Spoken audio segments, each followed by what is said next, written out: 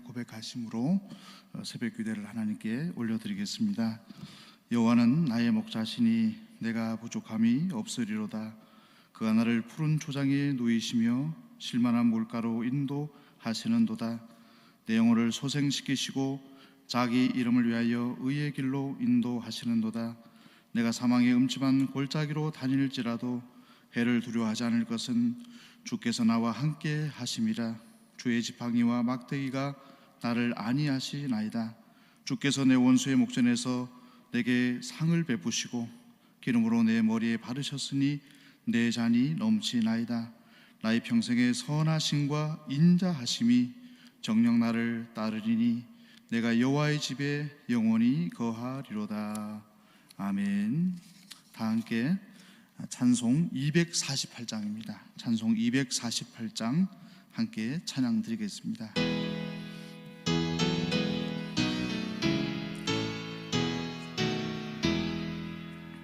시온의 영광이 빛나는 아침, 어둡던 이 땅이 밝아오네. 슬픔과 애통이 기쁨이 되니 시온의 영광이 비춰오네. 시온의 영광이 빛나는 아침, 빼였던 종들이 돌아오네. 오래전 선지자 꿈꾸던 복을 만민이 다 같이 누리겠네. 보아라 광야에 화초가 피고 말랐던 시냇물 흘러오네. 이 산과 저 산이 마주쳐 울려 주 예수 은총을 찬송하네. 땅들아 바다야 많은 섬들아 찬양을 주님께 드리어라. 싸움과 제약에 참혹한 땅에 찬송이 하늘에 사무치네. 아멘.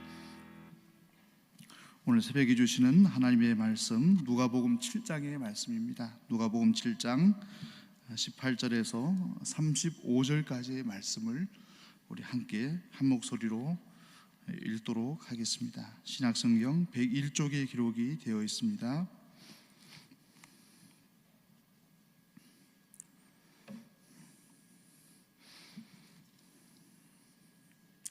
요한의 제자들이 이 모든 일을 그에게 고하니 요한이 그 제자 중 둘을 불러 주께 보내어 가로되 오실 그이가 당신이오니이까 우리가 다른 일을 기다리오리이까 하라 하매 저희가 예수께 나와 가로되 세례 요한이 우리를 보내어 당신께 말하기를 오실 그이가 당신이오니이까 우리가 다른 일을 기다리오리이까 하더이다 하니 마침 그 시에 예수께서 질병과 고통과 및 악귀 들린 자를 많이 고치시며 또 많은 소경을 보게 하신지라.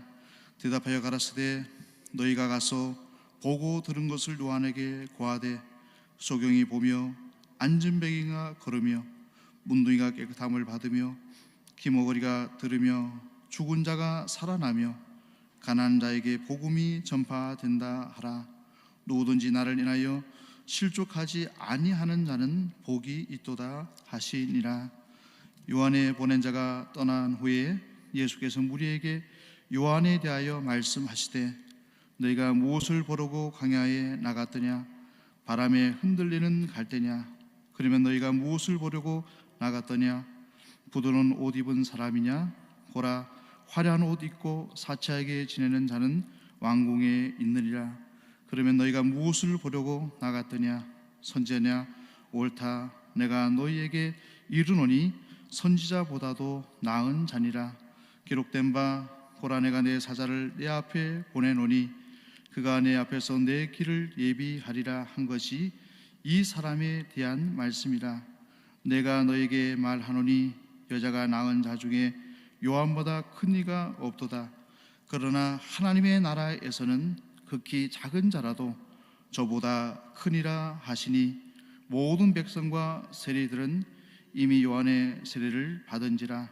이 말씀을 듣고 하나님을 의롭다 하되 오직 바리새인과 율법사들은 그 세례를 받지 아니한지라 스스로 하나님의 뜻을 저버리니라. 또 가라사대 이 세대의 사람을 무엇으로 비유할꼬? 무엇과 같은고? 비유컨대 아이들이 장터에 앉아 서로 불러 가로되 우리가 너희를 향하여 피리를 불어도 너희가 춤추지 않고 우리가 애곡을 하여도 너희가 울지 아니하였다 함과 같도다. 세례 요한이 와서 떡도 먹지 아니하며 포도주도 마시지 아니하며 너희 말이 귀신이 들렸다 하더니 인자는 와서 먹고 마시며 너희 말이 보라 먹기를 탐하고 포도를 즐기는 사람이요 세리와 죄인의 친구로다 하니 지혜는 자기의 모든 자녀로 인하여 옳다함을 얻느니라. 아멘. 오늘 본문의 말씀 첫 절 18절 말씀에 이렇게 기록이 되어 있습니다. 요한의 제자들이 이 모든 일을 그에게 고했다라고 기록이 되어 있는데요, 이 말씀 속에서 요한은 현재 헤롯 왕이 동생 빌립의 아내 헤로디아를 취한 일을 책망했습니다. 비록 왕이지만은 선지자로서 하나님의 마음으로 책망을 하게 됐을 때 헤롯 왕이 세례 요한을 감옥에 가두었습니다. 지금 현재 세례 요한은 감옥에 갇혀 있는 상태였습니다. 이때 세례 요한의 제자들이 그에게 이 모든 일을 고하였다라고 기록되어 있는데, 그 모든 일은 어떤 일이냐면 우리 앞서서 어제 나누었던 것처럼 나인성 여인의 외아들을 살려주신 사건, 그리고 백부장의 하인을 고쳐주신 사건, 예수님께서 행하신 기적의 사건들을 세례 요한에게 전해주었다는 것입니다. 세례 요한은 선지자였지만은 예수님께서 이 땅에 오셔서 행할 일을 누가복음 3장 17절의 말씀처럼 하실 것으로 생각했습니다. 우리 누가복음 3장 17절의 말씀이 무엇입니까? 손에 키를 들고 자기의 타작마당을 정하게 하사 알곡은 모아 곳간에 들이고 쭉정이는 꺼지지 않는 불에 태우시리라. 세례 요한의 생각에는 메시아 되시는 예수님께서 이 땅에 오시면은 의인들은 구원하시고 죄인들에 대해서는 심판을 행할 것이라고 생각했는데, 오히려 예수님께서는 이 땅에 오셔서 어떤 일을 하셨습니까? 심판을 행하는 것보다도 유대인들로부터 죄인 취급을 받았던 세리들과 친구가 되시고 죄인들과 친구가 되셔서 오히려 그들의 아픔을 위로해 주시고 그들이 하나님 나라의 백성이 되도록 그들에게 말씀을 전하고 치유의 사역을 감당하셨다는 것입니다. 이로 인해서 세례 요한의 마음속에 갈등이 생겨났습니다. 내가 기대했던 메시아가 진정으로 저분 예수님이 맞으신 것인가, 아니면 또 다른 메시아를 내가 기다려야 하는가라는 그 마음속에 갈등이 생겨나게 됐던 것입니다. 그래서 두 제자를 보내면서 그 제자들을 통해서 묻게 합니다. 가로되 오실 그이가 당신이오니까 우리가 다른 일을 기다리오리까. 이 이야기를 들고 이 질문을 가지고 세례 요한의 제자들이 예수님에게 가서 요한의 질문을 대변하는 것입니다. 세례 요한이 예수님에게 가서 우리를 통해서 물어보라고 하셨습니다. 오실 그이가 당신입니까? 아니면 우리가 다른 일을 기다리오리까? 주님의 길을 준비했던 세례 요한조차도 메시아가 오시면 의인들을 구원하시고 죄인들에 대해서는 심판을 행하실 줄 알았는데 오히려 예수님은 죄인들의 친구가 되어 주셨다는 것입니다. 이런 세례 요한의 제자들의 질문 앞에서 예수님께서 무엇이라고 답변을 하십니까? 오늘 21절 말씀에 보시면 마침 그 시에 예수께서 질병과 고통과 및 악기 들린 자를 많이 고치시며 또 많은 소경을 보게 하신지라. 마침 하나님께서, 예수님께서 고통 속에 있었던 육신적인 고통과 마음의 질병과 영적인 고통에 있었던 많은 이들을 예수님의 권능을 통해서 치유하고 계셨습니다. 그리고 나서 예수님께서 요한의 제자들에게 하신 말씀이 무엇입니까? 너희가 가서 보고 들은 것을 세례 요한에게 말하여라 라고 말을 했습니다. 그 내용이 이어지는 말씀을 보면 소경이 보며 안전뱅이가 걸으며 문둥이가 깨끗함을 받으며 귀머거리가 들으며 죽은 자가 살아나며 가난한 자는 말씀을 사모하는 자를 말합니다. 말씀을 사모하는 자에게 복음이 전파된다 하라. 이 말씀을 세례 요한에게 전하라고 하셨습니다. 예수님께서 하신 이 말씀은 메시아의 사역을 예언하고 있는 구약의 말씀, 이사야서에 보시면 이사야 35장 3절에서 6절까지의 말씀, 그리고 이사야 61장 1절의 말씀을 보면 예수님께서 세례 요한에게 제자들을 통해서 전하라고 하신 그 사역들이 기록이 되어 있습니다. 메시아가 오시면 이러한 사역을 감당할 것이다 라는 예언을 하셨습니다. 제가 찾아서 읽어드리겠습니다. 이사야 35장 5절에 보면 이렇게 기록이 됐습니다. 그때의 소경의 눈이 밝을 것이며 기머리의 귀가 열릴 것이고 그때 저는 자는 사슴같이 뛸 것이며 벙어리의 혀는 노래하리니 이는 광야에서 물이 솟겠고 사막에서 시내가 흐를 것입니다. 이사야 61장 1절 말씀에서도 주 여호와의 신이 내게 임하셨으니 이는 여호와께서 내게 기름을 부으사 가난한 자에게 아름다운 소식을 전하게 하려 하심이라. 나를 보내사 마음이 상한 자를 고치시고 포로된 자에게 자유를, 갇힌 자에게 노임을 전파하신다는 것입니다. 메시아가 오시게 되어졌을 때 행할 사역을 이사야 선지자를 예언을 통해 예언하셨고 그 메시아의 사역을 예수님은 감당하셨습니다. 그리고 나서 그 감당했던 사역들을 세례 요한에게 이야기해 주라고 하십니다. 그리고 나서 예수님께서 하신 말씀이 오늘 23절의 말씀입니다. 누구든지 나를 인하여 실족하지 아니하는 자는 복이 있도다. 이 말씀 속에는 우리 모두 다가 하나님의 백성이라고 하지만 예수님을 오해할 때가 있다는 것입니다. 세례 요한조차도 예수님이 오시면은 죄인들은 심판하시고 의인들은 구원하실 것이라는 생각을 가지고 있었다는 것입니다. 그러나 예수님은 초림하셨을 때, 재림과 다르게 초림하셨을 때는 한 사람이라도 더 구원의 자리에 세울 수 있도록 하기 위해서 그들을 치유하시고 그들을 고치시고 그들에게 복음을 전하는 사역을 감당하셨다는 것입니다. 누구든지 나를 인하여 실족하지 않은 자는 복이 있다는 것은 예수님을 오해함으로 인해서 예수님을 인정하지 않고 예수님을 배척하는 자는 하나님의 은총을 받지 못한다는 것입니다. 세례 요한의 질문, 오실 그이가 당신이 오니까 우리가 다른 일을 기다리오리까 라는 질문을 좀 더 주님의 뜻을 살피지 못한 질문입니다. 하나님의 말씀을 우리가 깊이 묵상해 보면은 예수님께서 과연 이 땅에 오셔서 하셔야 될 사역이 무엇인지를 분명히 말씀해 주고 있었지만은 하나님의 선지자라고 하는 세례 요한조차도 예수 그리스도의 사역, 메시아의 사역을 오해하고 있었던 부분들이 있었다는 것입니다.